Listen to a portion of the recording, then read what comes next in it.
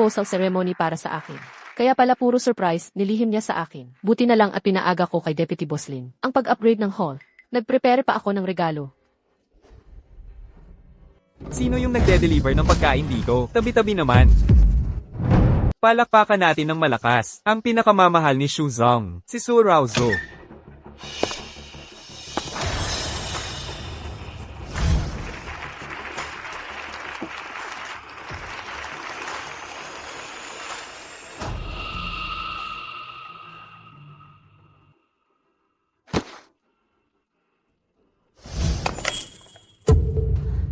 Roxu, pakakasalan mo ba ako? Ikaw lang, ang pwedeng makasama ko habang buhay. Pakakasalan mo siya. Sige. Gian, pumapayag ako.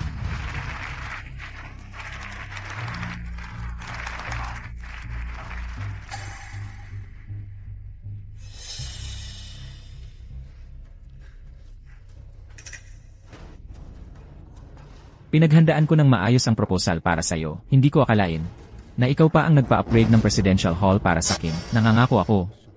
Sa buong buhay ko, hindi kita sasaktan.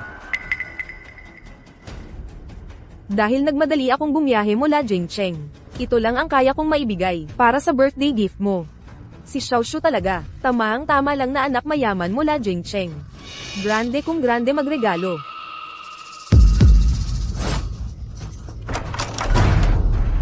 Bitawan mo ako. Asawa ko. Ma, ano to? Anong nangyayari? Sino si Roxu? Walang galang. Ang pangalan ni Xiaoshu, basta-basta mo na lang bang mababanggit? Sino nagpapunta sa'yo dito? Ako ang nagsabi sa mama ko na pumunta. Birthday ni Papa. Natural lang na ipaalam ko sa mama ko. Ganitong lagay ni Mama ngayon. Bagay ba siyang tumayo sa Presidential Hall? Hindi ba nakakahiya sa pamilya Shu? Hindi ba nagde-deliver ka lang ng pagkain? Anong ginagawa mo dito? Asawa ko. Birthday mo ngayon.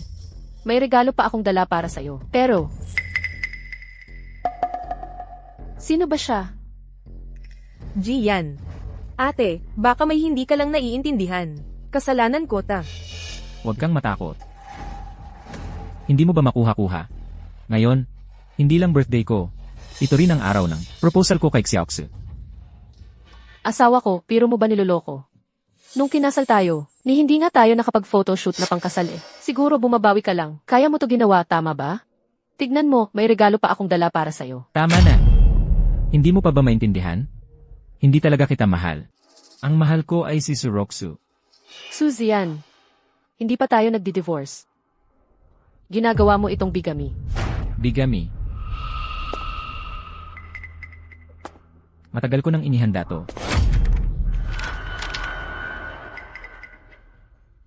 Pirmahan mo ito. Alis ka rito nang walang kahit ano. Suzian, noong una, hindi ba't ikaw pa ang humawak ng kamay ko? At sinabi mo mismo na hindi mo ako talikuran? CJ, para sa'yo, magbibigay galang ako. Tayo rin, magtagay tayo. Lee President, hindi na kailangan, huwag kang tumayo. Ako na.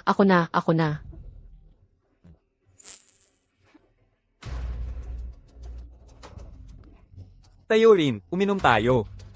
Sige. Iinumin ko na to. Tara.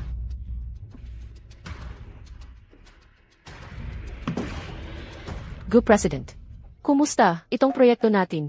Mapipirmahan ba? Pirmahan na, Shunji yan. Ang misis mo, talagang matapang at palaban. Wala nang paligoy-ligoy. Dahil sa sinseridad ng kapatid natin, itong proyekto, pipirmahan namin. Pirmahan. Ayos.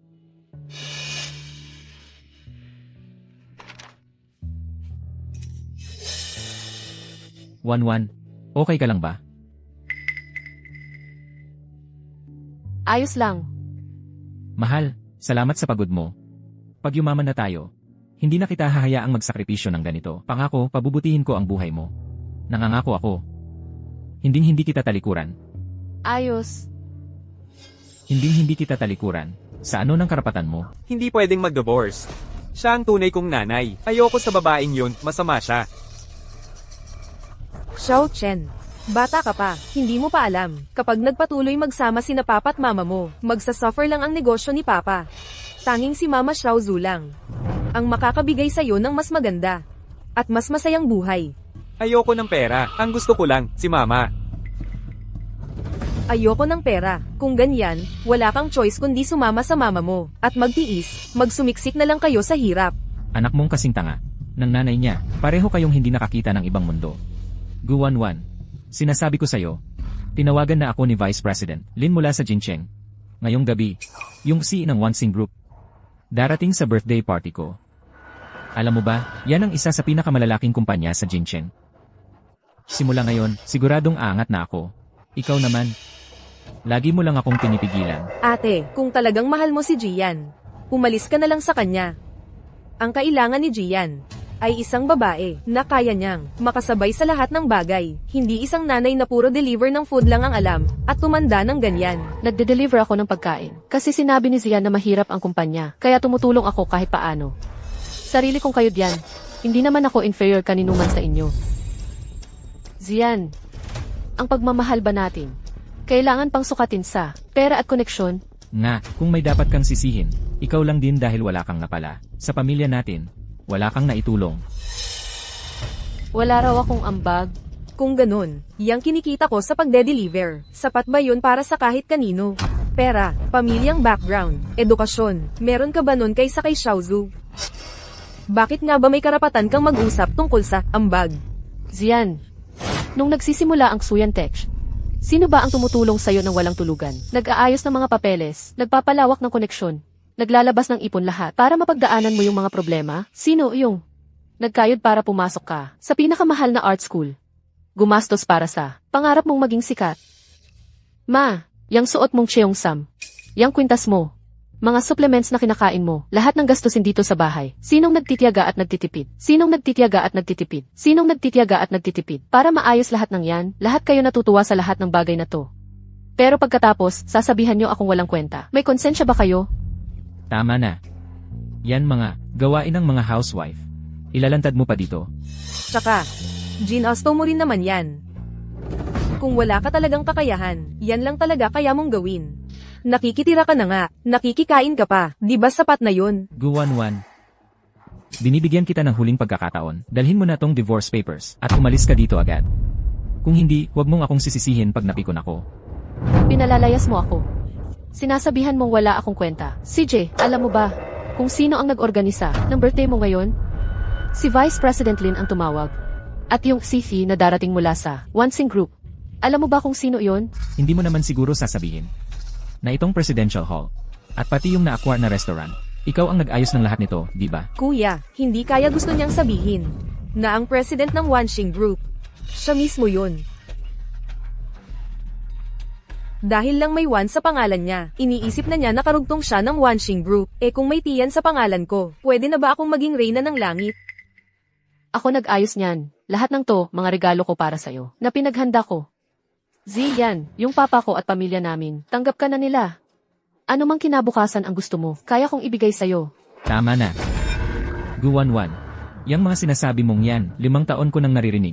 Itong kwento ng tatay mong mayaman. Hanggang kailan mo ba yan ulit-ulitin, bago ka tumigil? Nagkakaliw na tenga ko kakarinig niyan. Tama, akala ko pa naman dati na ikaw yung nawala sa yaman na anak ng mayaman kaya kita pinakasalan. Yun pala, walang ama't ina, di alam kung saan nanggaling na ulila. Nakikitira lang sa pamilya siya natin. Nang ilang taon, libre kain at tulog pa. Kung hindi mabait ang kuya ko, matagal ka nang pinalayas. Akala mo naman ang Shu family, parang ampunan lang. Mama, kahit wala kang pera, mas gusto ni Xiao Chen na lagi lang tayong magkasama.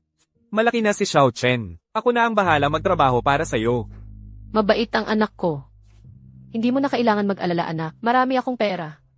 Yung mga lolo mo, super yaman pa nga, mas mayaman pa sa lahat. Tama na, nagde-deliver ka lang ng pagkain, kaya sa kakasama mo sa iba't ibang klase ng tao. Sanay ka na magsinungaling, ni hindi na kumukurap ang mata mo. Naloko na talaga ang Shu family. Bakit nakahanap pa kami ng ganitong kalokang babae na ikakasal? Guwanwan.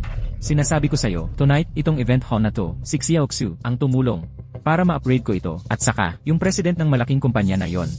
Kaibigan nila yon dati pa. Wala kang kinalaman diyan ni Cinco. Gian, huwag mo naman sabihan ng ganun si ate. Ayaw lang talaga niyang harapin ang totoo. Tignan mo. Diyan mo makikita ang tunay na anak mayaman ang ugali. Si Xiaozu, asawa ni Kuya, may suporta ng 3 pinakamalalakas na pamilya sa Maynila. Sobrang taas ng antas niya, mas matimbang siya ng 100, 1,000 beses. Kaysa sa'yo na walang magulang at walang kakayahan. Presidential Hall ay ako mismo ang nag-request kay Deputy General Manager Lin na i-upgrade. Yung may backup ng 3 pamilya, ako rin iyon. Sa Maynila, ni minsan, wala pang nakakarinig ng taong ang pangalan ay Suroksu. Paano siyang naging matalikong kaibigan?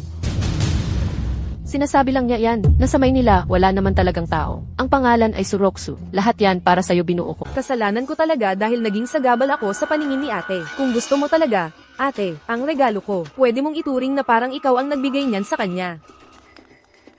Guwanwan. Anong karapatan mo na pagbintangan si Xiaoxu? Ikaw nga, isang uli lang walang koneksyon. Ano bang alam mo sa ganyang mga bagay? Niloko lang kayong lahat. Tama na, sa tingin ko, hindi ka nga makagawa ng maganda-gandang regalo. Kaya gusto mong agawin ang regalo ni Xiaoshu para lang magpasikat. Tama yan. Kahit para sa anak ko, nagdadamot kang gumastos para sa regalo, pati gamit ng delivery, pinambalot, nakakahiya, nakakabastos. Kung maganda sana ang regalo ni Mama, siguro si Papa, magkakaroon na ng respeto kay Mama. Hindi na sila maghihiwalay. Papa, ako ang mag-aabot ng regalo ni Mama sa'yo. Pwede mo bang sabihin kina Lola at Tita? Natigilan na nila ang pang-aaway kay Mama, magkabati na po tayo. Pwede ba? Guwanwan. Itong, hindi ba ito ang binili ni Mama para kay Xiaochen? Ngayon, pinapabigay mo kay Xiaochen para iabot sa akin bilang regalo. Mukhang sanay kang turuan ng anak mo, magnakaw ng gamit ng pamilya Xu ha. Papa, hindi po ganun yon. Tingnan mo ang anak na pinalaki mo. Nakakahiya na nga. Pati anak mo na damay at naging magnanakaw, isnat, walang respeto sa sarili. Sa harap ng lahat ng bisita, pinahiya mo tuloy ang pamilya Xu. Jian, huwag kang mag-alala, hindi ko palalaking magnanakaw si Xiaochen. Ang anak natin, siguradong mas magaling pa. Lumayo ka nga dyan, masamang tao ka. Xiaochen, itago mo ng maayos ang jade pendant. Hindi niya dapat tanggapin ang regalo ni Mama. Pati regalo mo, hindi rin niya karapat-dapat tanggapin. Guwanwan. Anong ibig mong sabihin? Ako lang pala ang tanga. Nananiwala na mahal mo ako, na akala ko pamilya tayo. Suzian, hindi ba lagi mong minamaliit ang regalo ko sa'yo? Sasabihin ko sa'yo, itong birthday gift, maliban sa akin, walang ibang makakabili niyan. Ang laki ng ulo mo, ha? Isang taga-delivery lang. Ano nga bang magandang regalo ang kaya mong ibigay? Tama. Baka naman, ito na pala ang pinakatanyag na item ng Jiangcheng Auction House. Kahit ang mayor, hindi kaya bilhin ng ganyang regalo. Tama ang hula mo. Ang regalo ko ay mismong pinaka-special na item ng Jiangcheng Auction. Isa sa 3 pirasong Rolex sa buong mundo. Loli Lunchi yan. Yan ang dating umabot ng 1 bilyon, pero hindi pa rin binenta. Sobrang sikat na relo. Itong regalo ko, sa Jiangcheng, isa lang ganito. May duda pa ba kayo na nagkakaloko lang ako?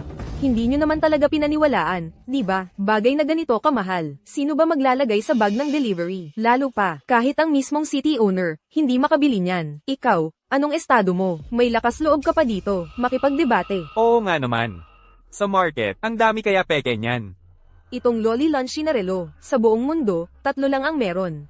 Isa hawak ng pinakamayamang tao sa Amerika, isa nasa tatay ko, lahat sila mga importanteng personalidad. Pero ikaw, ate, pati gamit lang na delivery bag. Nakakabastos talaga, nagdadala ka pa ng mumurahing gamit para kunwari may halaga. Tingin mo ba bulag kami? Guwanwan, itabi mo na yung bag mo, nakakahiya ka na nga eh. Nagbisikleta ako papunta dito. Dala ko lang tong bag na to. Practical at safe. Anong kinalaman iyon sa totoo o peke? May certificate pa ako. Kung di ka naniniwala, tingnan mo. Tama na. Galing sa ganitong mababang lugar, kalat pa ng maruming gamit. Karapat dapat ba talaga isuot ko yan? Ayoko.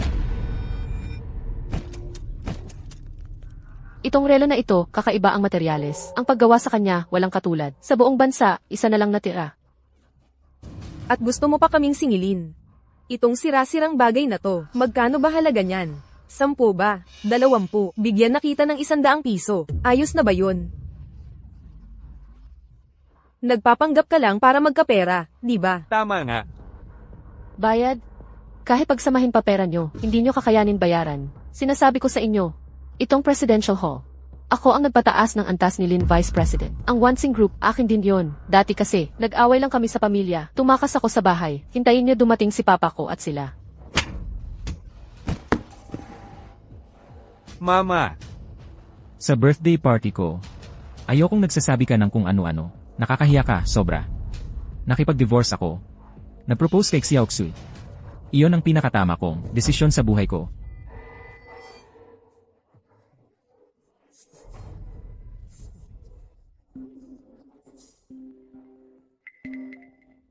Lin Vice President.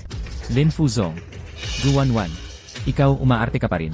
Ikaw pa rin nagbabayad ng tao para magkunwari. bakit hindi pa sinasagot ni Da Xiaoji ang tawag? Tatlong boss, ang hirap hanapin siya. Ngayon lang siya natuntun. Nandyan na rin lahat, papunta na. Ay sana, huwag may mangyari sa ganitong kritikal na oras.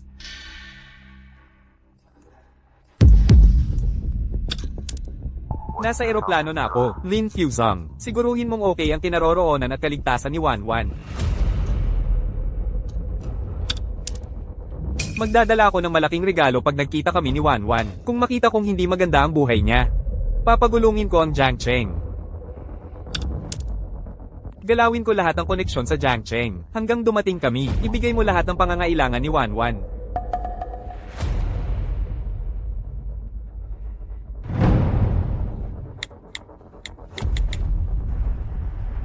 Hello. Wanzong, bigla na lang hindi matawagan. Si Guzong namin. Bilisan mo, dalhin mo ang mga tao para kumpirmahin agad. Kapag may nangyari kay Guzong, dito sa Jiang Cheng, kalokohan na lang kung makakalusot ka. Oo. Lin Fuzong, huwag kayong mag-alala. Dadaling ko agad ang mga tao. Sa hirap maabot si Guzong ng Wanxing Group. Kailangan kong magpakitang gilas. Bilis! Sumama kayo sa akin sa presidential suite. Sino mang magtangkang saktan si Guzong kahit konti, sisiyasatin ko siya. Oo. Guwanwan. Para sa pag-arte mo, talaga bang kumuha ka pa ng taong makikipagtulungan sa'yo? Nagpapanggap kang sosyalita. Hindi ito palabas. Tama na. Tigilan mo na yung pagpapanggap. Sayang naman, ilang taon din akong naging mahinahon at mabait sa'yo. Nakasama kang namuhay. Pero kahit anong gawin ko, hindi ako kasing galing mong magkunwari. Hindi ba ang gusto mo lang naman, maghiwalay tayo, lisanin ang bahay ng walang kuha, tapos pilit mo pang humihingi ng dagdag na pera? Nagkukunwari ka pang matino, dala-dala ang mga sira-sira mong gamit, nagpapakamisteryoso pa sa harap ko, gumagawa ng kwento. At kumukuha ng pera. Sinasabi ko sa'yo, kayang-kaya kong bayaran yan.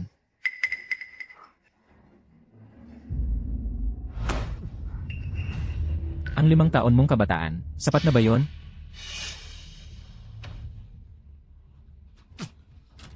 Ang mga binayad mo sa tuition ng kapatid ko, sa mga nakaraang taon, ibabalik ko yan sa'yo. Sapat na ba yon? Pati yung mga taon na inalagaan mo ang nanay ko, pangbayad sa pagiging yaya, sapat na ba yan? Ikaw talagang salba ka. Kunin mo yung marumi mong pera. Bawal mong saktan ng nanay ko. Lumayo ka. Umalis ka na. Bigla kong naalala, pati pala, yang anak mong tanga, pambayad sa panganganak, at gastusin sa pagpapalaki.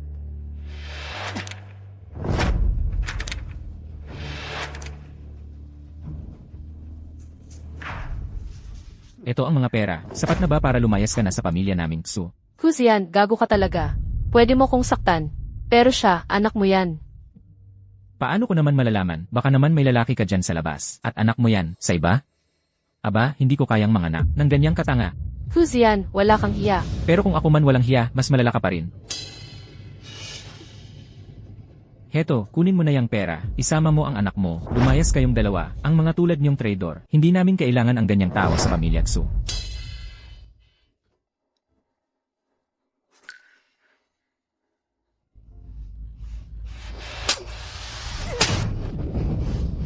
Kuzian, para sa'yo.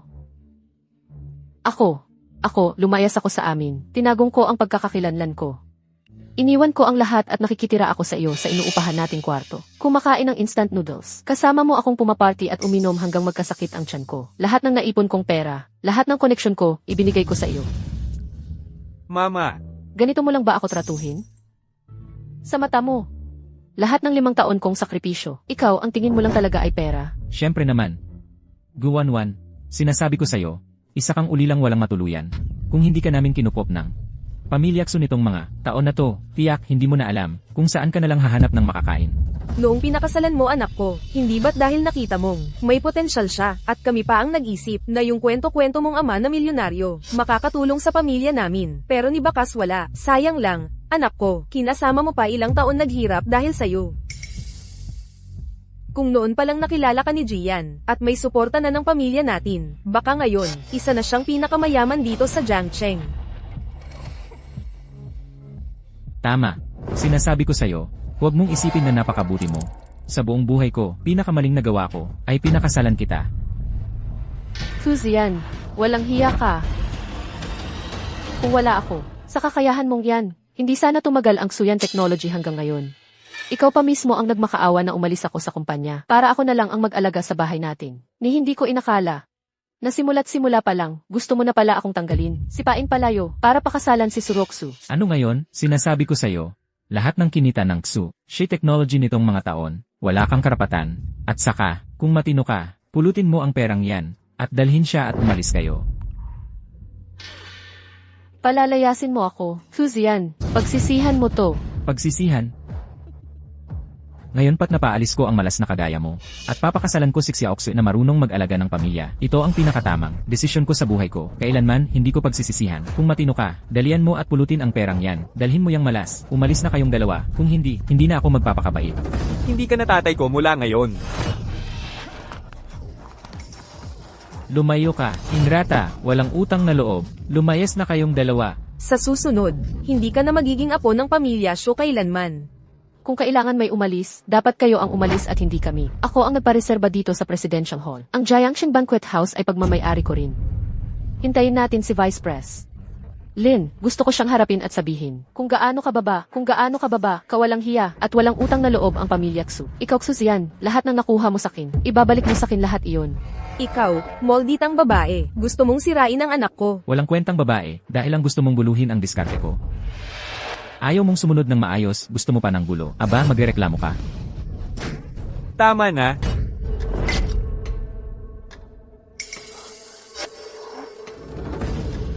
Ilagay mo na lang ang mga gamit.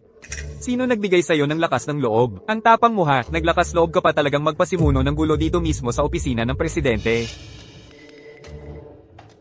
Sinong nagpapasok sa'yo dito? Ito ay problema ng pamilya namin. Ma. Wang, kamusta po? Ako po si Suzian ng Teknolohiyang Suyan. Dati na tayong nagkita sa isang event ng asosasyon.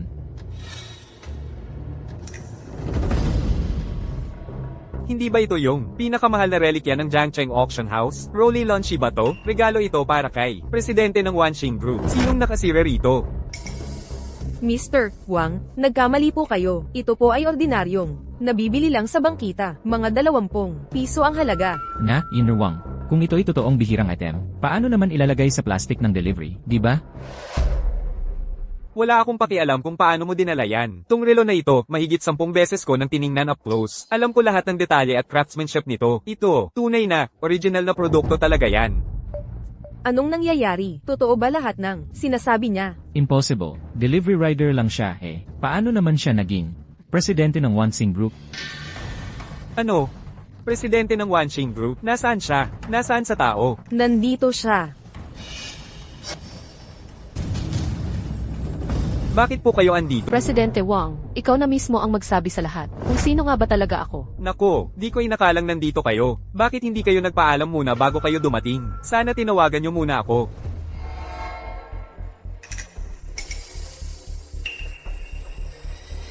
Miss Su, naalala nyo pa ba ako? Nagkaroon ako ng pagkakataon sa Maynila na makita kayo sa isang party ng pamilya Su. Isang beses ko lang kayo nakita noon. Kayo nga ba ang panganay na anak ng pamilya Su?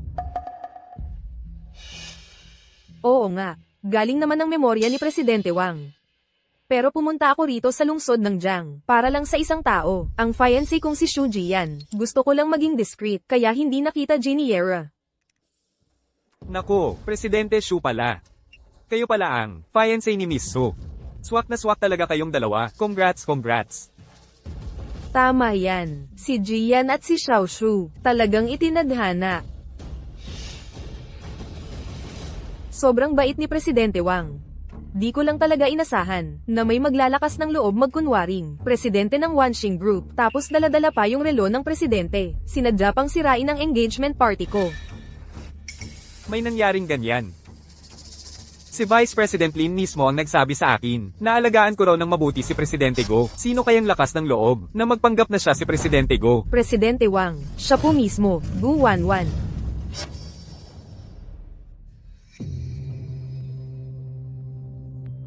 Yun pala, nagdi-deliver lang ng pagkain.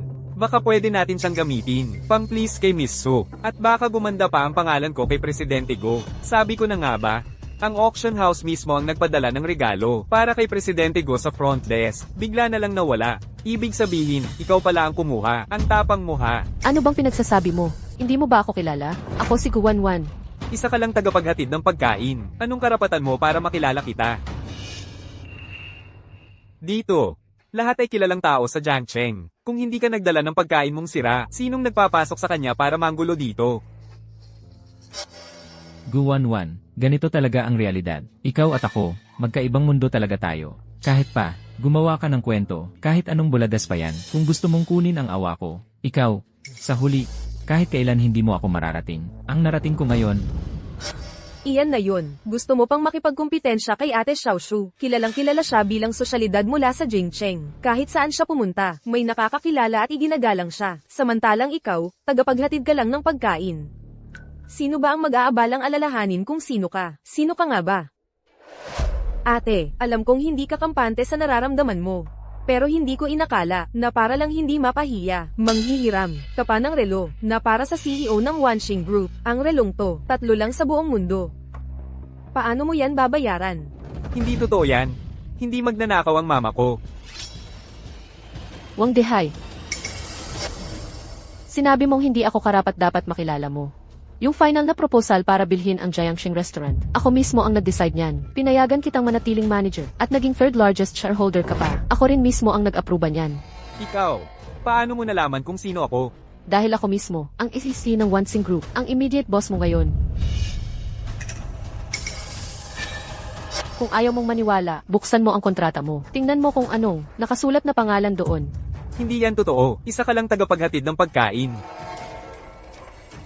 Sige, ngayon bibistahin ko ang kasinungalingan mo. Halika, dalhin mo rito ang kontrata. Ngayon, ipapakita ko sa'yo kung sino talaga ang may-ari dito. Tingnan mo ng maigi, naka-black and white sa papel. Acting President ng Wanxing Group, Lin Feng. Akala mo ba, kailangan talaga ng pirma ng presidente ng Wanxing Group para bilhin ang kainan ko? Paano namang mangyayari iyon? Aalis muna ako ng ilang panahon, Vice President Lin. Wanxing Group. Asa na lang sa'yo pagkatapos nito. Halos makalimutan ko, pinirmahan ko pala ng buong karapatang proxy si Vice President. Sa nakaraang 5 taon, siya na ang pumirma para sa lahat ng ganap ng kumpanya. Ngayong araw, tumawag siya sa akin. Pampakumpirma lang naman talaga iyon. Pananggarin ng papa at iba sa amin ang pagkawala ko, para hindi kumalat ang balita. Sabi ko na nga ba, halos naloko pala ako nitong batang babaeng ito. Sobrang yabang. Kaya ayan, nabuking din sa wakas. Nakakatawa talaga. Sobra. Huwag mong iisipin, porke kaapelyido ka ni Presgo, makakasilat ka rito. Guwanwan, tigilan mo na ang pagpapatawa dito. Sa mga alam mo, sa edukasyon mo, talagang, hindi ka karapat-dapat tumabi sa akin. Ngayon, pulutin mo na ang perang iyan. Halika, isama mo ang anak mo. Lumayas na kayo rito. Hindi totoo yan. Si Vice President tumutulong lang para pumirma para sa akin. Sige na, tigilan na ang drama. Tama. Pagkabili ng Jiangcheng Corporation, ako na ang pangatlong may-ari ng shares. Maglo-login ako ngayon sa kumpanya system, para naman matiyak ko ang tunay na pangalan ng presidente ng Wanxing Group. Para hindi na kung sino-sinong nagpapanggap kay Presgo, at sumisira sa pangalan ni Presgo. Ayos, eksakto lang. Wang Dehay, ikaw na, buksan mo ng mabuti ang mga mata mo. Tingnan mong maigi ang pangalan Ng presidente ng Wanxing Group. Go Wanwan. Go Wan.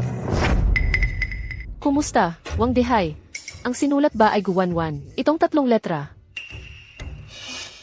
Ito. Hindi sapat ang aking access.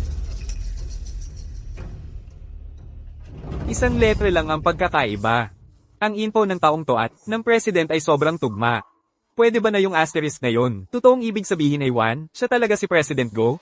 Kung hindi, paano niya malalaman na ako ang ikatlong pinakamalaking shareholder? Hindi pa nga natin yan nilalabas. President Go. Sandali lang, President Wang, huwag mong hayaan na napapaniwala ka sa acting niya. Kami sa pamilya Xu ay naloko niya dahil sa pinagawa niyang background. Niloko niya kami ng 5 taon.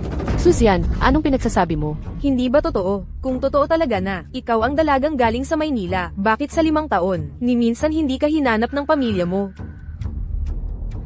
May matagal na kaming koneksyon ng Wanxing Group, pero ni minsan hindi ko narinig na nag-asawa at nagkaanak si President Go. Lalo pa, na may malaki siyang anak. Ate, kung totoo nga na, bilyonarya kang president, bakit 5 taon ka nang namumuhay rito sa Jiangcheng, nagpapakapagod mag-deliver ng pagkain? Inabandona mo yung malaking negosyo mo. At nagpunta ka rito sa Jiangcheng para magpakahirap. Guwanwan, hindi mo na kayang ituloy ang kwento mo, ano? Oo nga, ang level ng Wanxing Group President ay sobrang taas. Mulat sa poll siya ay nakabase sa Maynila, at ni minsan walang balita ng kasal, lalo na sa pagkakaroon ng anak. Paano kang magiging ikaw yun? Siguradong narinig mo ang sikreto namin nung nagde-deliver ka, kaya nagkunwari kang si President Go, para manloko. Iniwan ko ang lahat sa Manila. Nagtago ng pagkatao. Pinili ko si Xuzian. Para sa kanya, kahit iwanan ang pagiging president, mas pinili kong maging ordinaryong rider ng pagkain. Tama ang sinabi ng mga papa ko. Ako ang naging tanga. Kasalanan ko talaga. Mama, talaga bang para kay Papa? Hindi ka naging CEO. Kaya ka nagtiis ng ganitong hirap? Napakatanga at inosente ni Mama noon. Para lang sa tinatawag nilang pag-ibig, iniwan ko ang lahat. Mama, huwag kang umiyak, huwag kang umiyak. Si Xiao Chen palagi mong kasama. Xiao Chen. Pinagsisisihan ni Mama na inalay ko ang lahat para sa kanya. Pero kahit kailan hindi ko pinagsisihan na ipinanganak kita. Tama na. Huwag ka nang umarte ng drama tungkol sa malalim niyong mag-ina. Nakakadiri lang tignan. Guwanwan, tigilan mo na ang paghahanap ng awa kay anak mo para lang takpan niyang ginawa mong panloloko. Ate, ang hirap bang aminin na ordinaryong tao ka lang? Ako at si Jian ay totoong nagmamahalan. Walang makakapagpabago noon. Bakit kailangan mong mag-imbento ng kwento para lang balikan si Jian? Obvious namang mabubuking ka rin. Tama, ni hindi mo nga yata karapat-dapat magdala ng sapatos ni Su Xiaojia, pero gusto mo pa siyang agawan ng lalaki, para sa akin. Ikaw nga lang ang tunay na sumisira sa kanilang dalawa. Wang Dehay. Nagkamali talaga ako sa'yo. Ang akala ko, isa kang matalinong negosyante. Yun pala, mahilig ka lang sumipsip sa mayaman, at bulag ka rin sa totoo.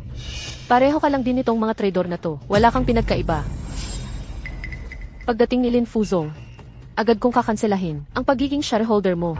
Simula ngayon, kalimutan mo nang makipag-cooperate sa Wanxing Group. Nako, grabe, ang scary naman. Si Guzong galit na galit kay Wang Zhong'o. Tanggalin mo ko. Kalasin mo partnership natin. Talagang napaka-astig mo, good day Zhongkai. Kung matapang ka, tanggalin mo ko ngayon na. Wang Zhong. Wala ngang cellphone si Guwanwan. Paano kanya matatanggal? Huwag mo na siyang pahirapan. Hindi na niya kayang ipagpatuloy ang palusot niya. Yung napaka-importanteng guzong natin, wala man lang cellphone? Ay nako. Basag na yata yan eh. Oh, heto, gamitin mo akin. Ay login mo dito, yung account ng CEO mo, patita mo nga. Paano mo ko tatanggalin bilang shareholder? Ikaw talagang pasaway. Paalisan ka na agad ng nanay ko, tingnan natin kung makakapangbuli ka pa. Tama nga. Ang tanga ng magulang, tanga rin ng anak. Xu Zong, ang galing mo talagang magbawas ng problema agad. Sa tingin ko si Su Xiaojia, swerte mo talaga siya. Guwanwan, pigilan mo na yung pagpupumilit mo, ngayon na mismo, agad-agad, para sa kasinungalingan mo. Mag-sorry ka kay Wang Zong at sa amin lahat. Aminin mo na, isa kang mapaghangad na sinungaling. Ate, mag-sorry ka na dali. Baka dahil sa mga dati nating pinagsamahan, pagbigyan ka pa nila. Wang Dehay. Sige, pagbibigyan kita. Nakapag-submit na ako ng request para tanggalin lahat ng posisyon mo. Basahin mong mabuti kung sino ang nag-initiate niyan. Putya, niloloko mo ba ako?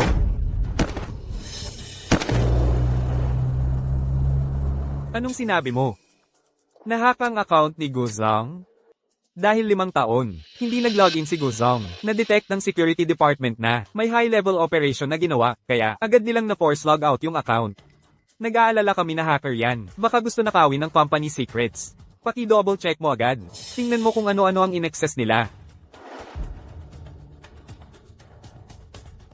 Simula pa kanina, sagot lang ng sagot si Daji ng tawag. Hanggang ngayon, abnormally pa rin ang login sa account niya. Baka may nangyari na talaga. Kuya, boss, pakibilisan mo pa.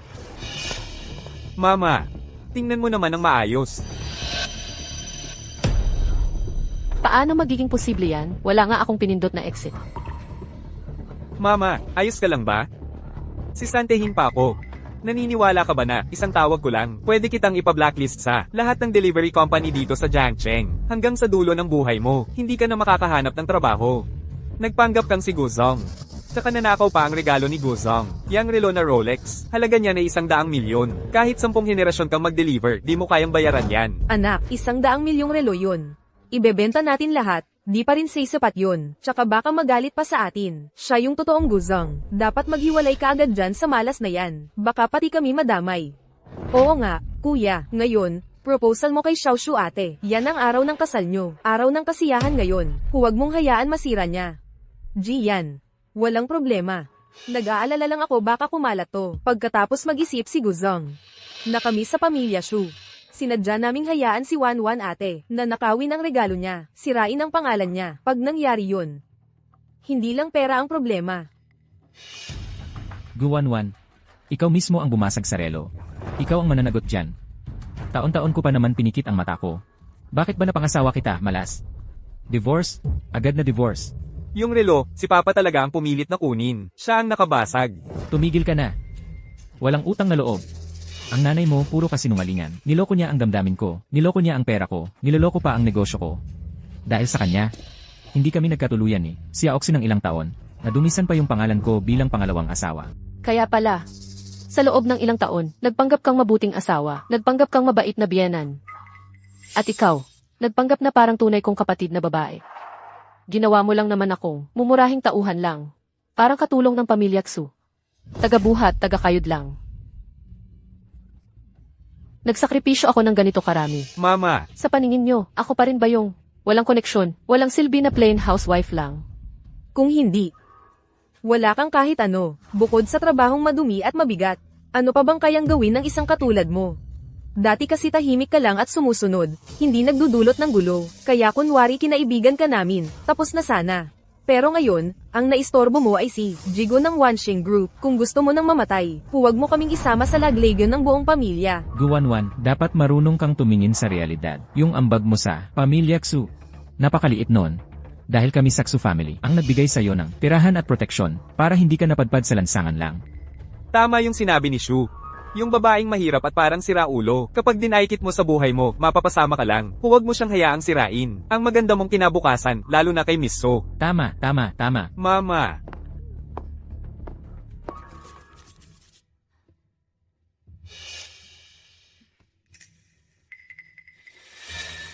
Tingnan mo nga naman ang itsura mo ngayon.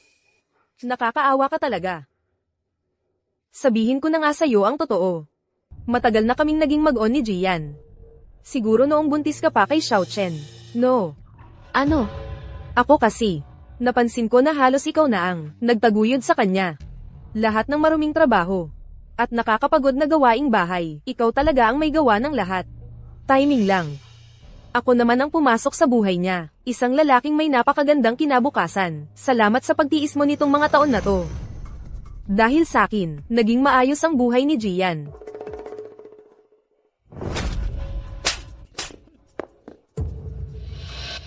Bago pa ako mag-divorce, kalaguyo ka lang talaga. Pati yung ayaw ko ng basura. Tinitiis mong hintayin matapos ang divorce bago pulutin. Jian. Guwanwan, pinahiram ka na nga ng pera ni Xiaoxu ng mabuti. Ang kapal ng mukha mong saktan pa siya. Tama na. Ayoko nang makipag-away pa sa'yo, baliw ka. Pirmahan mo na ang kasunduan sa divorce. Lumayas kang walang dala. Parang maayos tayong maghiwalay, walang gulo. Lumayas ka dito nang walang kahit anong dala. Suzian, ikaw ang nagtaksil sa loob ng kasal. Ikaw ang dapat umalis na walang dala. Ang dapat lumayas sa bahay na to. Ikaw rin yan. Ikaw, Pati ikaw, Wang Dehay. Kahit paalisin mo ang account mo, yung aplikasyon para tanggalin ka, naisumit ko na. Hindi magtatagal. Makakatanggap ka ng abiso para sa pagbabago sa human resources. Pagdating ng panahon, malalaman mo, ako, Guwanwan, ang presidente ng Wansing Group. Adik ka na ata sa pagpapanggap na si Go President, Shu President. Ang mga taong puro kasinungalingan. Sirain ang reputasyon ni Go President, parang sira ulo. Kung hindi mo sila agad pigilan, baka ikaw mismo madamay. Guwanwan. Ngayon, sasama kami ni Xiaoxui para makapasok sa sosyal ng mga tao. Huwag mo akong idadamay para magalit si Gu President. Baka masira pa ang napakagandang kinabukasan ko. Bawal mong saktan ng mama ko. Lumayo ka. Tabi, Suzian, kapag ginagalaw mo si Xiao Cheng, kahit mamatay ako, hindi ako pipirma. hindi ako pipirma.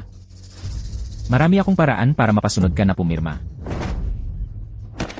Mama, Halika dito. bitawan mo. Bitawan mo ako. Mama, huwag kang pumirma. Bitawan mo ako. Tigil mo na. Gumalaw ka pa. Sasampalin kita. Mama, huwag. Guwanwan. Simula ngayon, tayo, hindi na konektado. Mama. Hello, ano yun? Natanggal ako sa trabaho. Oo. Pasensya na, pasensya na. Si Wang Zhang talaga natanggal na sa trabaho. Baka nga itong Gu Wanwan ay ang presidente ng Wanxing Group. Kawawa ang pamilya Shu ngayon. Wala nang pake si mama, si Chen Chen, hihipan kita para gumon.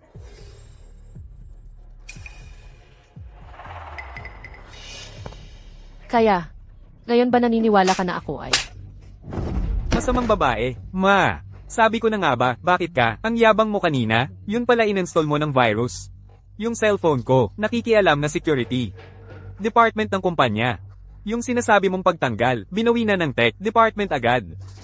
Gusto mo pa rin akong tanggalin? Managinip ka na lang. Ma, Hindi virus yan. Ako yung naglogin lang. tama na. Ikaw, puro ka maduming paraan. Dahil sa'yo napahiya ako sa kumpanya. Bibigyan kita ng huling pagkakataon ngayon. Ngayon din, lumuhad ka agad sa harap ko. Umamin ka na isa kang mayabang at mababang uri ng babae. Tapos 10 beses kang magmano sa lupa hanggang masiyahan ako. Kung hindi, ngayon din, ikaw at anak mo. Palalayasin ko dito ng nakahiga. Subukan mong gawin, Wang Dehay. Kaya mo bang tanggapin ang paghingi ko ng tawad? Guwanwan. Huwag kang walang utang na loob. Dali, humingi ka ng tawad. Ma, huwag matakot si Xiao Chen. Wang Zong, huwag kayong mag-alala. Itong papeles ng diborsyo. Basta pipirmahan lang niya. Mula ngayon, wala nang kinalaman si Guwanwan sa pamilya naming Su. Ma, Kahit sampal. O sipa, pabahala na kayo Wang Zong. Oo nga, Wang Zhang. Marami pa tayong gagawing negosyo. Huwag na sanang masira ang samahan natin dahil dito. sige. Ako na ang bahala sa inyo. Ako na ang magpapatino. Sa babaeng wala sa hulog na yan. Tao, may tao dito. Anong balak mong gawin? Ngayon, ako si Wang Dehay. Opisyal na nakasosyo bilang shareholder. Unang araw ko makipag-partner sa Wanjing Group. Kung hindi ko kayang, disiplinahin ng babaeng to. Paano pa ako haharap kay Deputy General Lin? Tama nga naman. Kanina, sinabi kong kunin mo ang pera at umalis ka. Hindi ka nakinig. Ngayon gusto mong umalis. Huli na. Bantayan mo na maayos ang pinto. Ni isang langaw, huwag mong hayaang makapasok. Opo. Kahit si kamatayan pa ang dumating ngayon, hindi ka pa rin maliligtas. Hawakan niyo siya para sa akin. Hindi ko naman talaga kayang iligtas si mama. Hindi pwede, kailangan kong mag-isip ng paraan. Tumino ka nga dyan. Kailangan kong humanap ng taong makakatulong kay mama, Deputy General Lin. Deputy General Lin O. Ay tama, nakarating na kami sa lugar. Nauna nang naipadala ang regalo sa restaurant. Pero, tinawagan namin si Wanwan, hindi pa rin niya sinasagot. Hindi pa ba niya kami napapatawad? Chairman Go, paano naman yun? Si anak ng chairman, miss na miss kayo. Chairman Go, tumawag si anak ng chairman, iko-connect ko na po agad. Anak ng chairman. Buti naman at sinagot mo na ang tawag. Akala pa namin nawawala ka na. Tito, pakiusap. Pakitulungan niyo po si Mama. Sino ka? Sino ang mama mo? Si Mama ko po si Go11. Ngayon, napapalibutan siya ng maraming tao. Bitawan niyo po ako. Gusto nilang saktan siya. Tito, dali. Tulungan niyo po si Mama. Sige, huwag kang mag-alala. Darating na agad ako. Sinasabi ko sa'yo, subukan mo lang akong galawin. Hindi ka palalampasin ni Lin Fuzong. Pakinggan niyo, lahat. Kung siya nga ang presidente ng Wanxing Group, edi ako na ang pinakamayamang tao sa Q-Cheng. Huling pagkakataon ko na to na binibigay sa'yo. Lumuhad ka. O hindi ka luluhod. Mula pagkabata pinalaki ako ng mga magulang ko na. Pwede kang maging mahirap, pero wag na wag kang mawawala ng dignidad. Ngayon, kahit isa lang akong karaniwang delivery rider, o isang presidente na may malalim na background, hindi talaga ako luluhod. Ako si Guwanwan. Sa itaas, lumuluhod sa langit at lupa. Sa ibaba, lumuluhod sa mga magulang ko. Pero di ako kailanman luluhod sa isang napakababaeng tao tulad mo. Ikaw. Oo. Ang mama ko, hindi talaga luluhod sa'yo. Tinawagan ko na si Lin Shushu. Mamaya-maya dadating na siya para hulihin kayong lahat na masasama. Ang galing mo, Xiao Cheng. Guwanwan, ikaw nang apuro kasinungalingan. Tingnan mo, anong klaseng bata ang nalalaki mo? Talagang wala ka ng pag-asa. Huwag ka mag-alala, ang anak ko. Hindi gagamit ng apelyido mo. Ayos. Ayos na ayos. Kahit nasa bingit na ng kamatayan, matigas pa rin ang ulo mo. Ako kasi, hindi ko hilig ang pumilit ng tao. Pero ngayon, gusto ko lang na, ikaw na mismo ang kusang lumuhad at humingi ng sorry. Tingnan ko nga, kung ang buhay mo, kasing tigas ba ng pananalita mo? Saktan niyo siya. Xiao Cheng, Mama, poprotektahan kita, Xiao Cheng. Tigilan niyo na.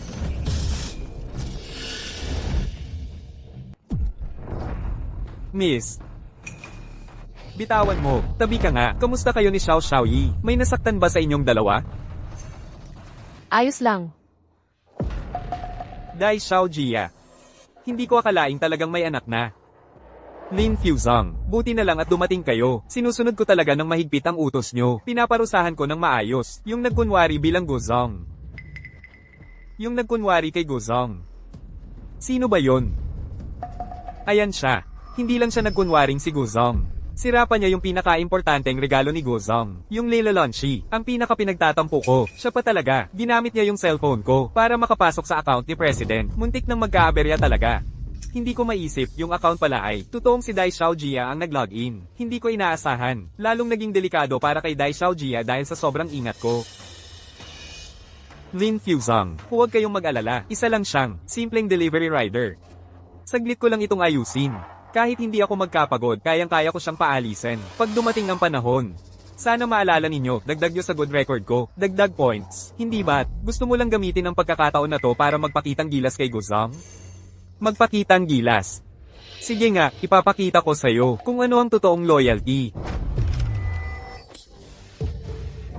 Lin, Vice President, bakit mo ako pinapalo? Lahat ng ginagawa ko ay para kay Go, boss. Oo nga, Lin, Vice President, itong babae na to puro kasinungalingan ang sinasabi. Naglakasan pa ng loob na nakawin ang regalo ni Go, boss. Lahat kami pwedeng magpatunay.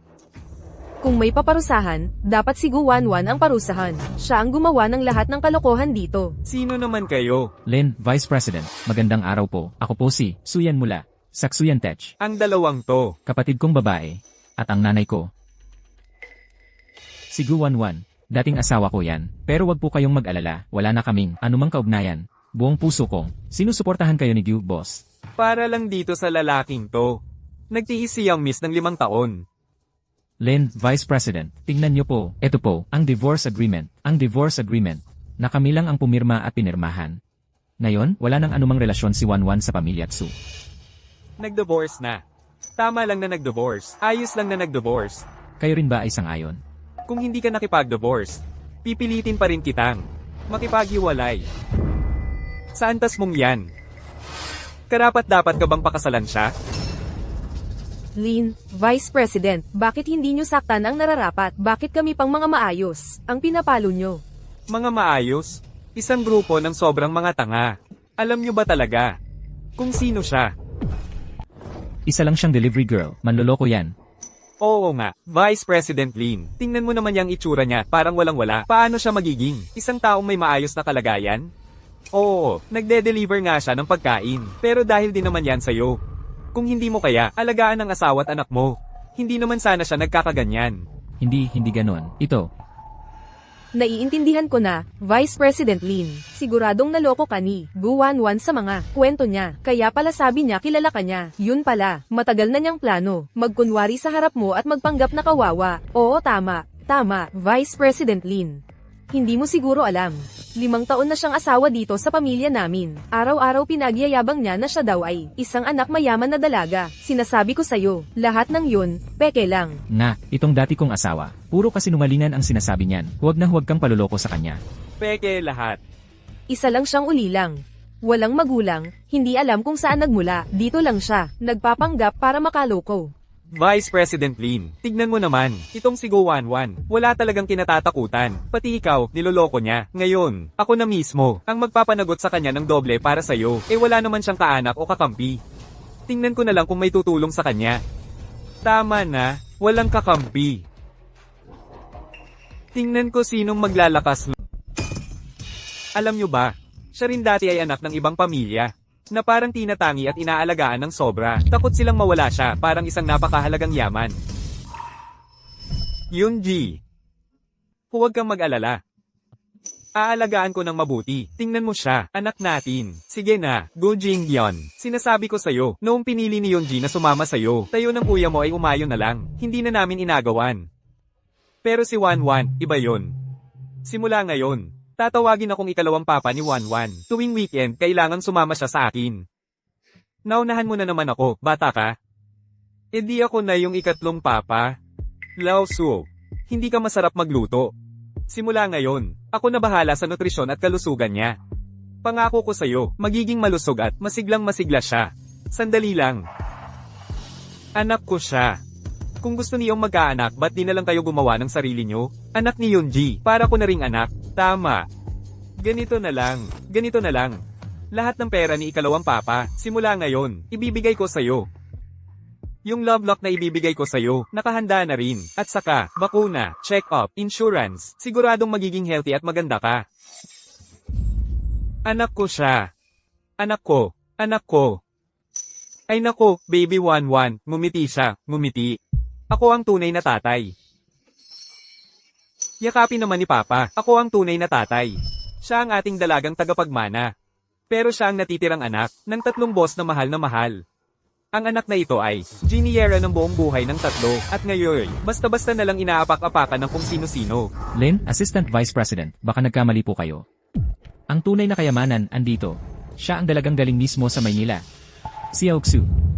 Sabihan mo si President Lin, dali. Yung pagkakataong magamit itong function hall para kay President. Bunga lahat ng reputasyon mo yan. Ano raw? Dahil lang sa koneksyon niya, sabi mo siya. Ha? Gian, nakalimutan mo na lahat ng sinabi ko. Kailangan nating low profile. Dumating na nga si Lin Fuzong. Ano pang low profile dyan? Lin Fuzong. Ito, siya ang panganay na anak na babae ng pamilya Su sa Jingcheng. Ngayong araw, ang upgraded na presidential hall na ito ay dahil pinagbigyan mo siya. Kalokohan talaga yan. Ang hilig nyo talagang mag-imagine. Sino ka ba? Para kay Lin Feng. Para bigyan ka ng pabor? Ano? Hindi ba dahil kay Xiaozu ito? Lin Fuzong. Kanina umaga, tinawagan niyo po ako. Tungkol dito sa upgraded na presidential hall dahil na nakinabang ako sa asawa ko. Baka, nakalimutan niyo lang. Oo. Ako ang bumili ng Jiangcheng Hotel. Tapos binigay ko ng libre ang presidential hall na ito para gamitin mo dahil yun sa asawa mo. Sabi ko na nga ba? Pero, mukhang nakalimutan mo na. Kung sino ba talaga ang tunay mong asawa? Tunay na asawa. Ako, may balak akong mag-propose kay Xiaoxu at halos lahat ay alam na. Kaya ang promotion na ito bilang presidente, siguradong dahil yan kay Xiaoxu. Pero proposal lang naman. Pwede na ba niya maging asawa ni Shu Jian? Aba, naman. Nauna muna kaming mag-divorce ni Guwanwan. Isa lang kasi siyang nagde-deliver ng pagkain. Nagde-deliver lang ng pagkain. Paano niya kayang tapatan ang pagiging legal na asawa ko? Emmeline, Vice President, gets ko po. Siguro pakiramdam nyo, hindi ko nabigay kay Xiaoxu. Ang tamang dignidad, huwag kayong mag-alala. Ngayon, legal na kaming divorce ni Guwanwan. Mamaya, pupunta na kami para kumuha ng marriage certificate. Ako, gagawin ko siyang tunay na asawa ko. Lo, Huwag kang magmadali. Guwanwan, yung panluloko niya na siya ang presidente. Pati na rin ang panluloko niya sa inyo. Mamaya, paluluhurin ko siya para mag-sorry sa inyo. Fuzian, ang kapal ng mukha mo. Akala mo, kapag nag-propose ka kay kabit sa maraming tao, may gusto pa bang makipag-business sa'yo? Sa negosyo, character ang importante. Ikaw, Isang taong ginanon ang sariling asawa, tapos basta-basta, sinira ang relasyon. Ikaw. Sino pa ang magkakatiwala sa'yo? Sa negosyo, ang salita ay paninindigan.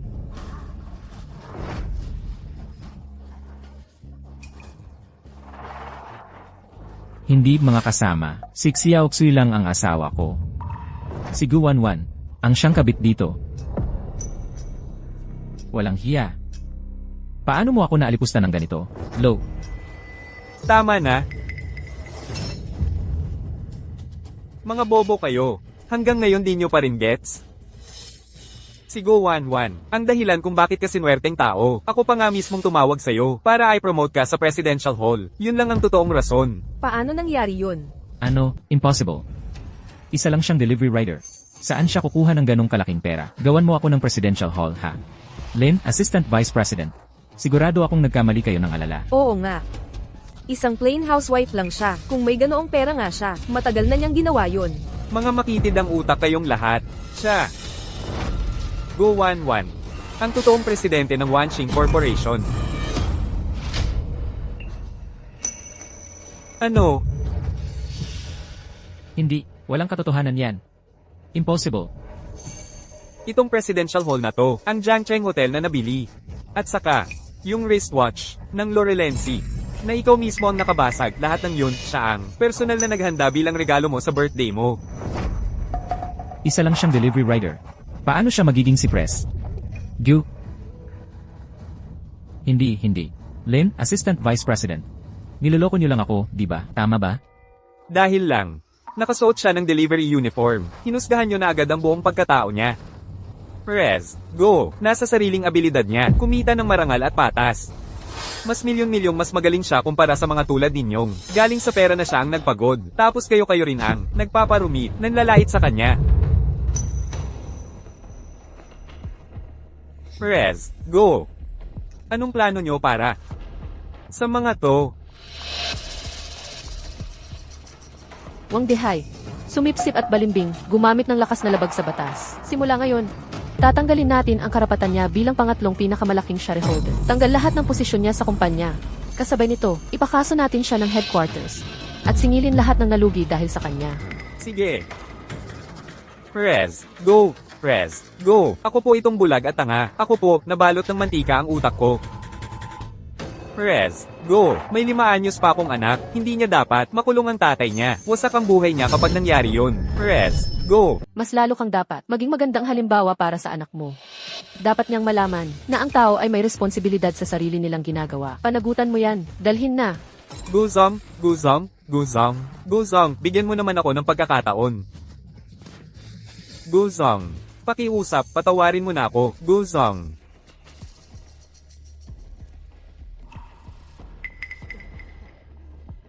Wan. Ay, hindi. Guzong. Kanina. Lahat ng yon ay puro misunderstanding lang. Ikaw pa rin ang pinakamabait na manugang ng pamilya Shu. Xiao Chen. Si Xiao Chen pa rin ang tunay na apo ng pamilya Shu. Guzong. Kung ayaw mo para sa sarili mo, isipin mo na lang ang anak mo. Hindi pwedeng mawalan ng tatay ang bata at hindi pwedeng walang buong pamilya. Oo nga ate. Lahat ng pagkakamali, kami ang may kasalanan. Simula ngayon, ituturing ka namin na parang Birheng Maria dito sa bahay. Ikaw pa rin ang swerte ng pamilya Shu. Ngayon lang naiisip na misunderstanding pala. Kanina, paulit-ulit niyo akong minura at gusto niyo akong palayasin kasama si Xiao Chen. Minsan ba naisip niyo kung anong nararamdaman ni Xiao Chen? Ayokong kasama si Papa at si Lola, gusto ko lang si Mama. Sila ay mga masamang tao na inaapi si Mama. Lin Fuzong, pakilabas na ang pamilya Xu. Hindi sila welcome dito. Anak, bilisan mo na, punitin mo na yung kasunduan. Magbalikan na kayo ni Wanwan. Ma, Huwag mo na akong pakiusapan, tapos na ang lahat. Hindi ako magbabago ng desisyon. Dahil ang mahal ko ay si Xiaoxu. Lalo na.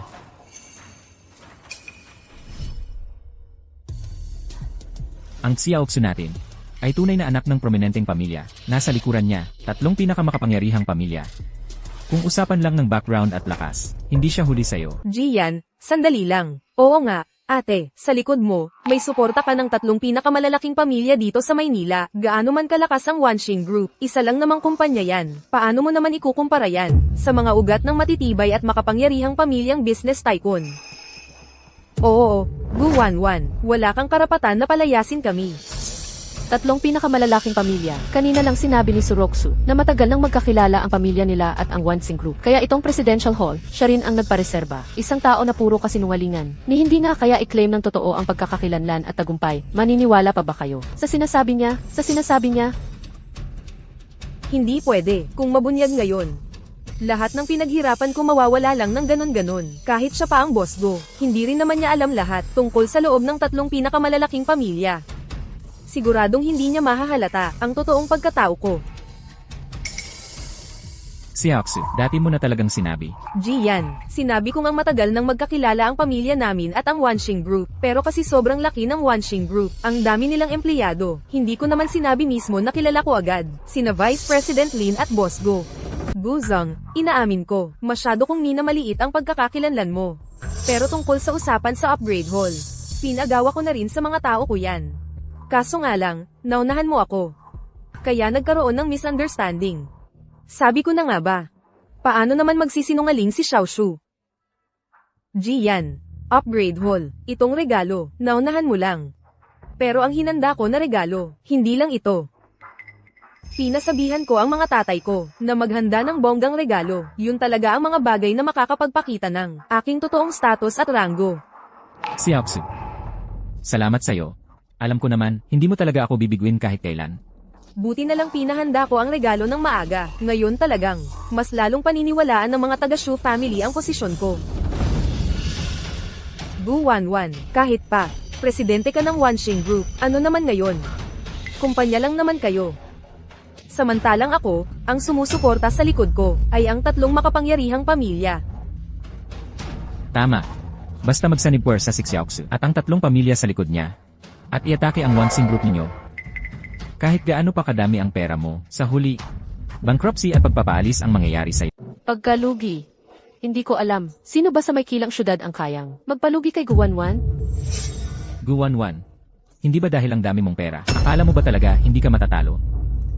Pag dumating ang regalo ko, malalaman mo kung gaano talaga kabulok ang sinabi mo kanina. Ang tubig sa may kilang syudad, ang lalim niyan. Hindi yan basta-basta, maiintindihan ng isang biglang yaman na tulad mo. Dumating na ang pagbati.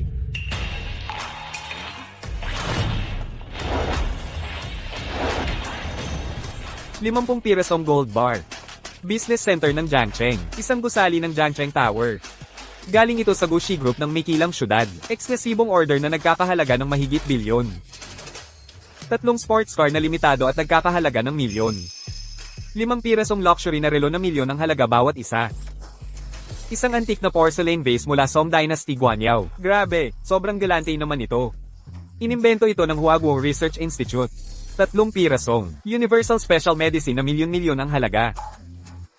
1 pirasong wild ginseng mula Chambaishan. Ginawa mismo ng National Medicine Master. Isang bote ng medicinal wine na nagkakahalaga ng 8 milyon. Pangmatagalang buhay. Lahat ng ito, regalo para kay Xu Jian. Birthday gift niya ito. Sobrang sosyal talaga ng mga pinadala. Order na lagpas sa 1 bilyon sa Jinchou Building. Grabe ang engranding handaan na to. Talagang ngayon lang ako nakarinig ng ganito. Tingnan mo yung kotse na yan, pati yung gintong relos. Walang duda, sobrang yaman ng taong to dito sa Jincheng. Mayroon pang biological na gamot mula sa Research Institute. Walang makabili dahil sobrang bihira. Yang gamot na yan, literal na nakakapagligtas ng buhay. Pwede po bang malaman kung sino ang nagpadala ng mga regalong to? Yang grupo na nakaitim na suit. Sila ang kinatawan ng Gu Group ng Jincheng. At tong mga magagandang babae, nagre-representa ng Su Group ng Jincheng. At itong mga scholar, kinatawan naman sila ng Shen Group ng Jincheng. Hindi ko talaga akalain na kayang gawin ng mga papa ko lahat ng ganitong bagay para sa akin.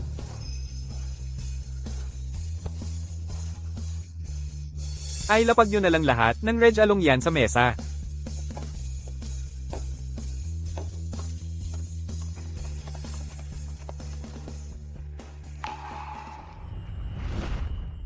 Sa 5 taon na naglayas ako, hindi nila ako sinisi. Sa halip, binigay pa nila ang lahat ng pinakamaganda para batiin at suportahan ako. Hindi talaga nagbago ang pagmamahal nila sa'yo, kung hindi lang kasi, natakot sila na. Baka may mga taong may masamang balak na gamitin ka laban sa kanila, matagal ka na, nilang hinanap. At inanunsyo sa lahat. Kaya inabot ng 5 taon bago kanila nahanap. Nasaan ang mga papa ko ngayon? Matagal na silang bumaba ng eroplano, dapat nandito na sila kahit anong sandali. Ma, ikaw ba ang naghanda nitong mga makinang na bagay? Hindi ako anak. Ang lolo mo ang nag-ayos niyan. At syempre hindi yan ang regalo mo. Lahat ng yan, inayos yan ng tatay ni Xiaoxi. Ang tatay niya. Anong kinalaman nito kay Suroksu? Regalo ko ba ito? Malinaw na nagbayad lang kayo ng tao. Gamit nyo lang ang pangalan ng 3 malalaking pamilya. Basta na lang nagpadala ng kung anong regalo para magpakitang gilas. Sino sa inyo ang may lakas ng loob magbigay ng ganyang kalaking regalo? Sa laki ng Reg Along yan. Bakit walang kinalaman? Kakasabi lang ni Xiaoxi. Itong mga bagay na to, ang tatay niya ang naghanda. At saka, yung kanina na responsable, mismo siya ang nagsabi, 3 malalaking pamilya, hindi si Xiaoxi. Baka ikaw. Tama, huwag mo namang ipilit sa sarili mo na ikaw ang bida. Kaya mo ba talagang ibigay tong mga bagay na to? Suroksu, sabihin mo nga, regalo mo ba talaga ito? Syempre akin to, kahit gaano pa kalakas ang Wanshin Group, hindi mo naman masasabi na, isang batang negosyante lang na nagsimula mula sa wala, paano ka makakakuha ng ganitong klase ng mga bagay? Tama. Ibang level si Xiaoxi. Hindi mo basta-basta mararating yan. Siya kasi, paborito ng 3 malalaking pamilya, parang prinsesa na, inaalagaan talaga. Itong mga ari-arian na to, ginto, order, regalo yan ng una kong daddy, siya ang chairman ng Gu Group. At isa rin siyang bigating tycoon sa global finance, medyo praktikal siya. Ang mga regalo niya, lahat ay mga bagay na talagang kapaki-pakinabang. Itong mga to, sports car, mamamahaling relo, antique. Regalo yan ng pangalawa kong daddy. Siya ay superstar sa Chinese entertainment, at chairman din siya ng Su Group. Maangas ang ugali niya, mahilig siyang mamigay ng mga bongga. Mga bagay na talagang nagpapakita ng status. Itong mga to, supplement, special na gamot. Regalo naman yan ng pangatlo kong daddy. Siya ang president ng Chinese Academy of Sciences, at chairman din ng Shen Group. Tunay siyang academic. Hindi siya mahilig sa mga sobra-sobra lang. Ang concern niya ay palaging kalusugan ko. Kaya nga lahat ng regalo niya, mga pampahaba ng buhay na parang kayamanan. Guwanwan, ikaw ba naman ang maglabas ng mga ganitong klaseng regalo? Baka nga. Ni minsan hindi mo pa yan nakita. Yang 3 malalaking grupo, baka nga na-shock siya ng husto. Buti na lang, bilang bahagi ng Su family, medyo kilala ko ang 3 big boss. Ngayon si Guwanwan. Siguradong natakot na yan at magmamakaawa. Sinasabi mong silang 3, ama ni Ban Lixio? Grabe, ano ba yan? Sobrang kalokohan.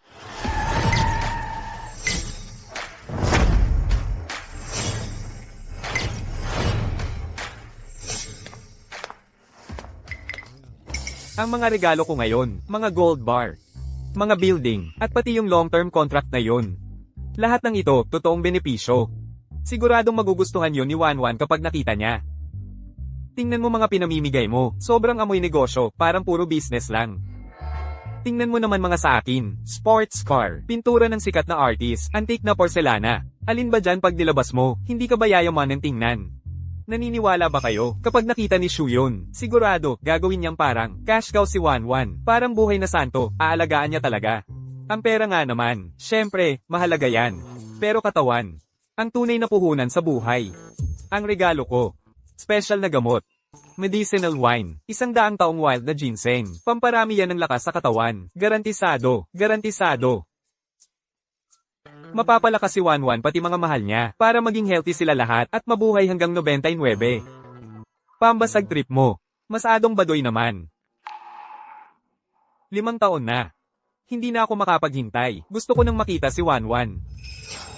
Tara na, bilasan natin. Sige, lakad na tayo, dali, grabe, walang kaalam-alam. Sa pagitan ng totoong ginto at peke, ang galing, pinili nyo pa talaga yung peke. Ano ba ibig mong sabihin? Ibig kong sabihin, si Miss Go Wanwan natin, yun ang sinasabi ninyong, prinsesang maliit ng Jingcheng. Kahit medyo sikat ang Wanxing Group sa mundo ng negosyo, wala naman talaga silang koneksyon. Sa tatlong malaking pamilya, hindi pwedeng. Si Gu Wanwan, ang tinutukoy ninyong prinsesa. Bukod pa dyan, mahigpit na binabantayan. Ang prinsesa sa Jingcheng, paano naman siya makakapag-asawa ng taong gaya ni Xu Jian? Narinig ko na yung mga taong nangaagaw ng kumpanya. Nangaagaw ng asawa, pero ngayon lang ako nakarinig, na pati tatay ng iba, gusto pa agawin. Vice President Lin, mukhang naloko ka na. At hindi mo na alam ang ginagawa mo. Ikaw, Kung talagang magaling ka, subukan mong ipalapit sila dito. Gusto kong makita mismo kung paano nalugi ang Wanxing Group. Gu Wanwan.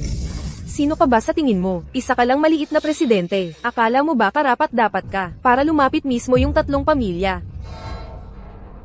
Hindi mo sila mapapunta dito. O baka naman, hindi mo talaga sila makukuha kahit anong gawin mo. Para tanggalin ang tulad mong tao, kailangan pa ba ng tatay ko na pumunta ng personal? Nakakatawa talaga. Isang tawag ko lang, pwede silang magkaisa sa negosyo, para kalabanin ka. Mrs., bilisan mo. Pakita natin sa kanila kung paano harapin ang mga ganito.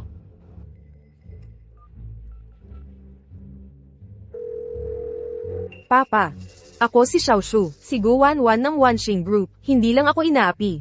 Nagkukunwari pa na may relasyon daw tayo. Papa, sana matulungan mo ako at ipagtanggol. Gawan mo ng paraan sa negosyo, para maturuan siya ng leksyon. Salamat po, Papa. Narinig mo ba, malapit ka nang maging pulubi ulit. Itong diborsyo, tama lang talaga. Sakto lang. Buti na lang. Napalayas na ang mala sa bahay. Vice President Lin, di ba hilig nila yung umatake gamit ang negosyo? Gusto lagi may nalulugi kada saglit?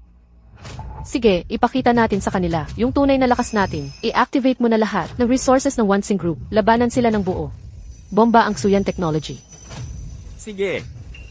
Sa loob ng 3 minuto, gusto kong makita ang Suyan Tech na magdeklara ng pagkabangkarote. HM, oo. Guwanwan, umarte ka lang. Sige, magpatuloy ka pa. Akala mo ba, kapag nagsalita ka ngayon, may lakas ka pa bang manakot? May kasama akong Xiao Tzu, at 3 pamilya pa sa likod niya. Takot pa ba ako sa'yo? Kung hindi ka naniniwala, maghintay-hintay tayo ng konti. 3 minuto. Countdown na. 3 minuto. Baka naman ang Wanxing Tech mo, ang maunang magsara. Gu Wanwan, sinasabi ko sa'yo, itigil mo na. Kung hindi, ang matutamba agad ay ang Wanxing Group mo. Lin Vice President, may balita bang inaatake ang Wanxing Group natin? Wala, maayos ang grupo. Wala tayong natanggap na anumang pag-atake. Wala nga. Ang kumpanya ng mama ko, malakas yan. Suroxu, mukhang walang silbi ang mga sinasabi mo ah. Ang tatay na sinasabi mong matindi, parang hindi naman pinapansin ang mga salita mo. Kanina ka pa sabi ng sabi, nasa loob ng 3 minuto, mapapabagsak mo ang kumpanya ni Jian. Akala mo ba, magpatayo ng kumpanya, laro-laro lang. Napaka-absurdo mo. Ngayon, papatunayan ko sa'yo. 3, 2, 1. Guwanwan, tapos ka na ba magdrama dyan? Oras na.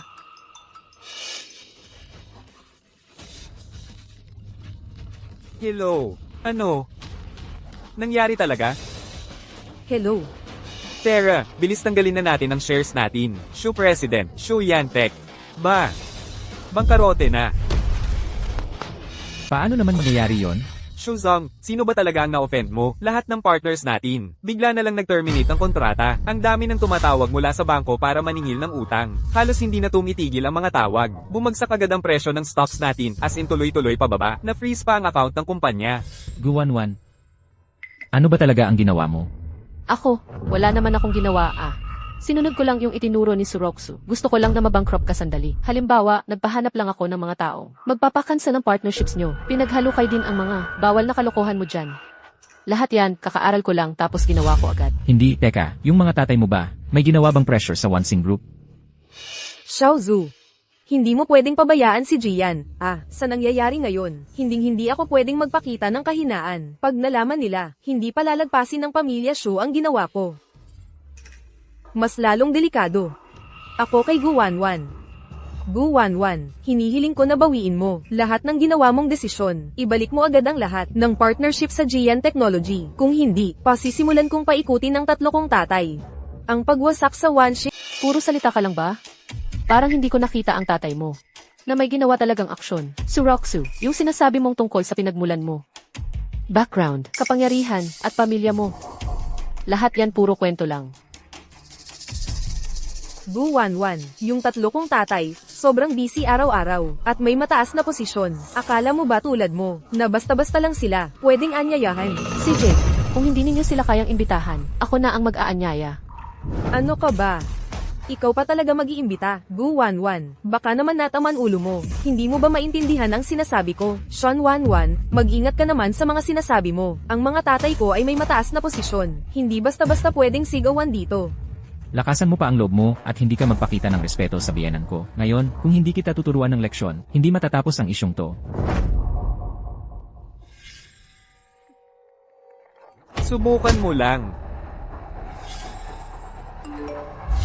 Oh, dalagang anak, andyan na sila Laozong. Nagkukunwari pa talaga. Tingnan ko nga kung sino ang maglalakas loob na saktan ng anak ko.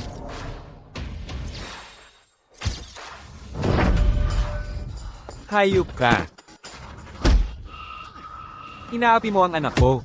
Tatadyakan kita hanggang mamatay. Wanwan, may nangyari ba sa'yo? Nahawakan ka ba niya? Kuya,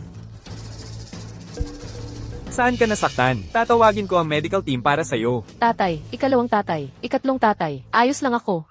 Sayo Chen. Ito ang iyong unang lolo, ito ang iyong ikalawang lolo, ito ang iyong ikatlong lolo, sa mundong ito. Bukod kay mama. Kapamilya mo rin sila. Hello unang lolo. Hello ikalawang lolo. Hello ikatlong lolo. Ang bait mo naman. Wanwan, 5 taon na ang nakalipas.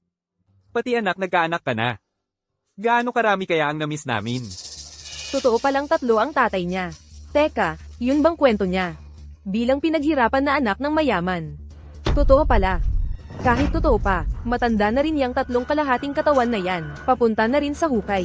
Sa likod ng ate, yung tunay na kapangyarihan. Ano bang meron? Paano naman mangyayari yun? Baka si Gu Wanwan. Totoo ba na siya talaga ang prinsesang maliit ng Maynilang elite? Xiao Zhu. Anong nangyari sa'yo? May nararamdaman ka bang hindi maganda? Ate, ayos ka lang ba? Ako mismo ang dumating. Hindi mo na talaga kayang ituloy ang kasinungalingan mo, ano? Ganun ba? Yung tuhod mo yata nanginginig na sa takot. Ano ka ba? Kung ano-ano na lang sinasabi mo. Imposibleng magsinungaling si Xiaoxu. Simula umpisa hanggang dulo, ang nagsisinungaling lang ay si Gu Wanwan na yang babae na yan. Ayusin mo yung bibig mo. Bawat beses mong insultuhan siya, sampal ang aabutin mo. Grabe ka, matanda ka na. Nasubukan mong saktan ako. Alam mo ba kung sino ako? Ako ang magiging manugang ng isa sa 3 pinakamalalakas na pamilya sa Maynila. Ngayon, wala akong pakialam kahit ilan pa kayo. Lahat kayo mamamatay. Gian, tama na please. Nagmamakaawa ako. Huwag mo na ituloy. Walang matinong lalaki na nakikipag-away sa babae. Umalis na tayo. Bakit ka naman matatakot sa kanila? Sa estado mo ngayon, sa Maynila, sino ba ang may lakas ng loob na galawin ka? Oh. 3 malalaking pamilya daw? Yung sinasabi mo ba ay, ang mga Shen, ang mga Shen. Go. At so ng Maynila? Syempre naman. Regalo lahat yan ng mga tatay ni Xiao Zhu. Grabe sa engranding, pagpapaabot at gastos. Kaya nyo rin ba yan? Regalo lang daw ng tatay niya. Ang totoo, kami magkakapatid ang pumili niya ng maigi. Kailan pa naging? Sa babaeng ito yung mga yan. Tito Su, President Su. Nagkamali ako. Hindi ko sinadya na magpanggap bilang ate Wanwan. Sila iyon, sila ang umutos sa akin. Dahil naman sa, kahit paano, kalahati akong bahagi ng pamilya Su. Nagmamakaawa ako sa inyo, patawarin niyo akong minsan. Su Ming. Kaya pala, gawa ito ng isang kamag-anak sa labas ng Su family. Kahit gaano kalayo, hindi naman talaga kaugnay. Pero nakikisawsaw ka pa sa Su family namin. Nagpanggap kang anak ni Su Ming. Ano bang tingin mo sa sarili mo? Su Raozu. Anong ibig sabihin ng sinasabi niya? Bakit mo siya pinapakiusapan? Ate, ano ba talaga nangyayari dito? Hindi pa ba malinaw? Si Suroxu, mula umpisa hanggang dulo, niloloko lang kayo. Miss Go Wanwan, siya lang ang tunay na anak na kinikilala ng 3 pamilya. Pamilya Go ng Beijing, Pamilya Su, Pamilya Shen, ang kaisa-isang pinag-aalagang anak na babae, ang tunay na prinsesa ng Beijing. Paano mangyayari yon? Pinili ka pa ni Wanwan. Iyon na ang pinakamalaking swerte mo sa buhay. Sayang. Ikaw mismo ang nagtaboy. Sa swerte mo. Ikaw. Ikaw talagang makasalanang manloloko. Ikaw na peking mayaman. Sinira mo buong pamilya namin. Ikaw. Kasalanan mo lahat to. Kayo ang nagtulak sa akin kaya napilitan akong gawin to. Paano ko naman magagawang magsinungaling ng ganito kalala? Kung totoong prinsesa nga ako, paano ko naman magugustuhan ang lalaki katulad ni Shu Jian? Kung hindi lang kayo mga taga Shu family, mahilig yumuko sa mga may pera, tapos tap ka ng iba, mapagmataas. Paano ko naman magagawa ang mga bagay na to? Kayo naman talaga ang nagtulak sa akin. Ikaw talagang walang hiya. Ikaw pa rin ang nagbigay ng maling impression sa amin.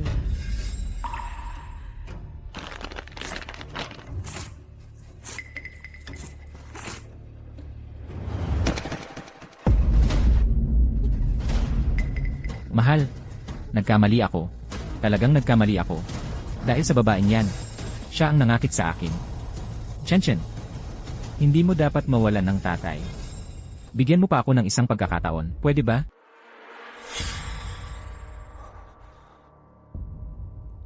Wan. Hindi siya karapat-dapat.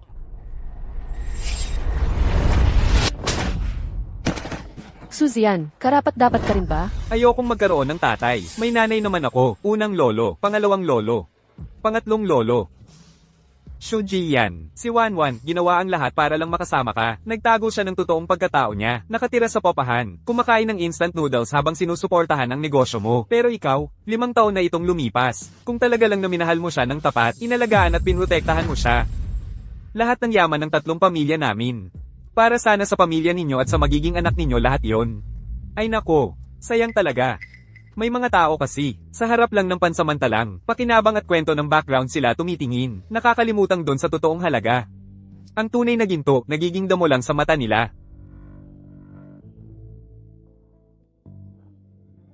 Mali ako. Totoo, mali ako. Suzian, ikaw na ngayon ang walang-wala. Lahat ng binigay ko sa'yo, binalik ko na lahat. Sa kakayahan mong yan, walang-wala ng pag-asa umangat ka pang muli. Sinasabi ko sa'yo, si Xiao Chen mula ngayon, gagamitin ang apelyido ko. Ako at ikaw, wala nang kahit anong dapat pag-usapan pa. Boss Go, kaanak. Naloko lang din po kami, Patawarin niyo na po kami, ate. Alam kong mali ako. Tao, dalhin na siya. Opo. Patawad po, patawarin niyo na po kami, Boss Go. Boss Go. Patawarin niyo po kami. Tungkol naman sa'yo, ay padadala ko pamilya nyo sa Afrika. Subukan yung paunlarin ang buhay doon. Chairman Su, hindi niyo pwedeng gawin sa akin to. Ako ang tunay na miyembro ng pamilya Su. Mas pipiliin niyong alagaan ang hindi kadugo. Pero hindi niyo man lang ako tinitingnan. Tumahimik ka, dahil lang sa'yo. Kumpara mo ba ang sarili mo kay Wanwan? Dalhin na. Apo. Tawagin mo akong lolo. Akin ta. Akin. Aking totoong apo. Tay pangalawa. Tay pangatlo, kasalanan ko. Po talaga. Dahil sa tinatawag na pag-ibig, pinalampas ko ang pagmamahal ng pamilya. Pwede pa po ba akong umuwi? Wanwan. Tapos na ang mali. Ayusin na lang nating lahat to. Ikaw. Habang buhay kang mananatiling. Pinakamamahal naming anak na 3. Ang pintuan ng bahay, laging bukas para sa'yo. Kailan ka man bumalik, hindi ka mahuhuli. Maligayang pagbalik. Tay, nandito na po ako.